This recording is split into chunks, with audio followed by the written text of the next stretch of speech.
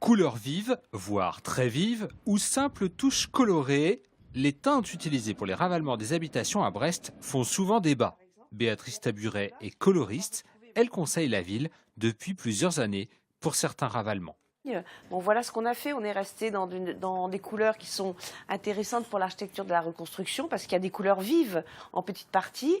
Le traitement d'angle arrondi qui devient beaucoup plus lisible ici grâce à cette corniche qui est traitée en couleur. En fait, c'est un bleu qui vient en dessous. Il ne faut pas dissocier la couleur de l'architecture. Ça doit vraiment l'accompagner.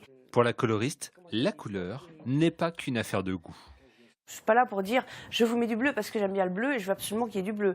Non, je vais vous dire, voilà, peut-être que ce bleu-là est approprié, mais si vous voulez une autre couleur, on va la trouver. Et ce petit carré de couleur là, comment est-ce qu'il va réagir sur un enduit, sur une menuiserie, sur une ferronnerie, sur un enduit lisse, rugueux, etc.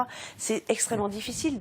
Ce mercredi, une journée de réflexion sur l'usage de la couleur dans la ville avait lieu à Brest. La ville, que l'on qualifie de blanche ou de grise, selon l'humeur, doit se faire une place sur la palette des couleurs. La photo ne traduit pas la réalité du terrain. Ce qui veut dire que probablement, c'est pire. Alors là, on aime, on n'aime pas, on sait pas trop, on hésite. Parce qu'il y a deux couleurs. Ah, moche. Il y a deux couleurs, mais l'intention est bonne. Bon.